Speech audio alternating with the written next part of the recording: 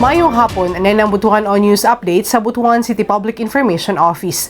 Nakabenepisyo ang mga bata sa tribong Higaunon sa gitanyag ng serbisyong medikal subay sa selebrasyon sa Philippine Civil Service Anniversary.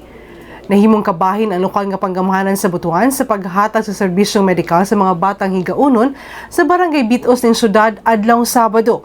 Kinisubay na sa selebrasyon sa Philippine Civil Service Anniversary matag bulan sa Setyembre.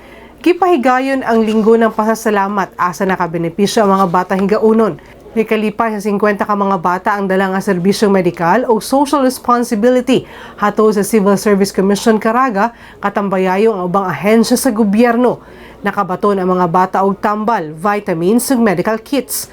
Gisiguro usab sa ahensya nga nasusi sa mga doktor ang mga bata ug nakabaton sab sa libreng gupit ang mga batang lalaki sa tribo.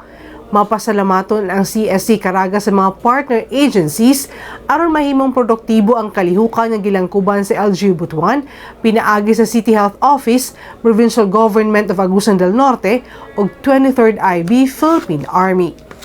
Sa laing balita, nahigpulong si Congressman Jose Aquino II kang Securities and Exchange Commission Chairman, Attorney Emilio Benito Aquino, aron hisgutan ang planong pagtukod sa Securities and Exchange Commission kung SEC Regional Office sa Butuan City. Nakita sa opisyal ang dakong benepisyo sa pagtukod sa nasangpit nga ehensya, gumikan usa kini sa makatabang sa katawhan alang sa buy and sell securities ug pag-ila sa patas nga presyo sa merkado base na sa supply ug demand.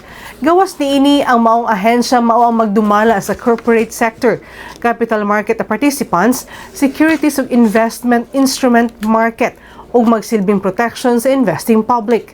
Samtang wala usab gipalabay ni Congressman Aquino ang pribilehiyo sa pakigpulong kang House Committee on Banks ug Financial Intermediaries Chairman Representative Erwin Tieng alang sa posibleng mga benepisyo makuha sa syudad ug munisipyo sa Las Nieves labi na sa isgutanang pinansyal.